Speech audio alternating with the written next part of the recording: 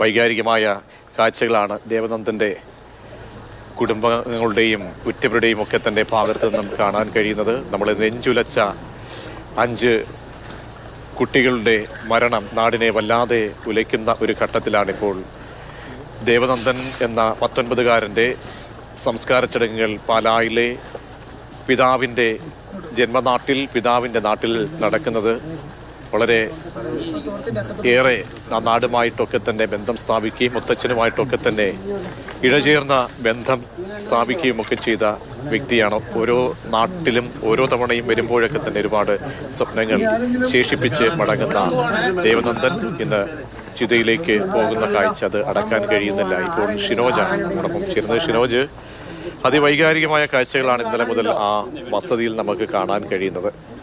എങ്ങനെയാണ് ഈ സംസ്കാര ചടങ്ങുകൾ? അത് ഏത് സമയത്താണ് നിശ്ചയിച്ചിരിക്കുന്നത്?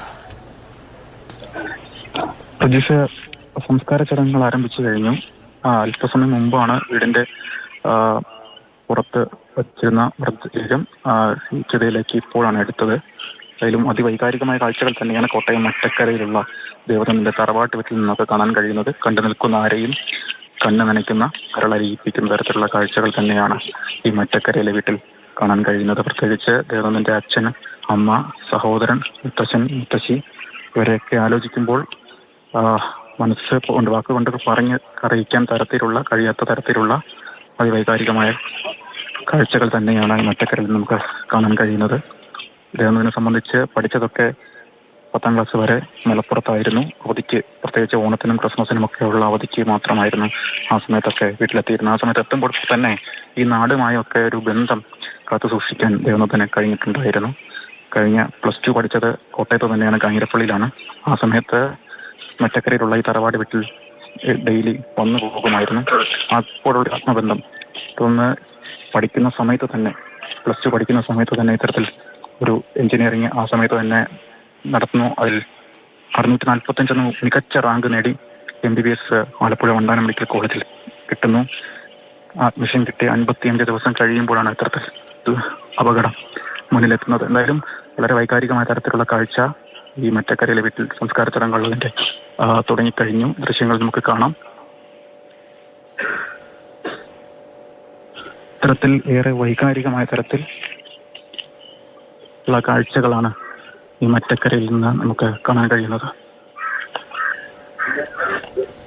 ഷിനോജ് സൂചിപ്പിച്ചതുപോലെ തന്നെ കണ്ടുനിൽക്കുന്നവർക്കൊന്നും വിങ്ങലടക്കാൻ കഴിയാത്ത വണ്ണം വലിയ വിഷമസന്ധിയിലാണ് എല്ലാവരും ഉള്ളത്.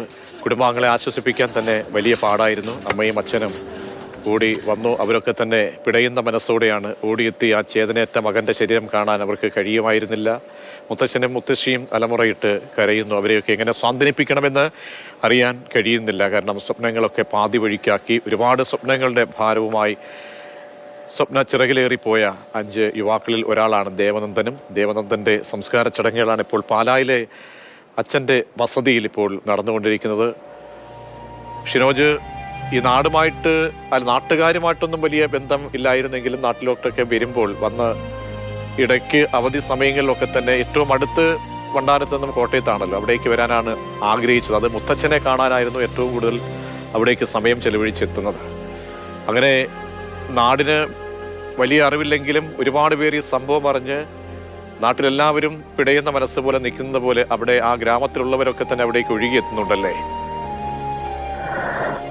തീർച്ചയായും പ്രതീക്ഷ. കാരണം ദേവനന്ദൻ എന്ന പേര് ഒരുപക്ഷെ മറ്റക്കരയിലെ നാട്ടുകാർക്കും തന്നെ അറിവില്ല. കാരണം അവരെല്ലാം ദേവനന്ദനെ വിളിച്ചുകൊണ്ടിരുന്നത് അച്ചു എന്നായിരുന്നു.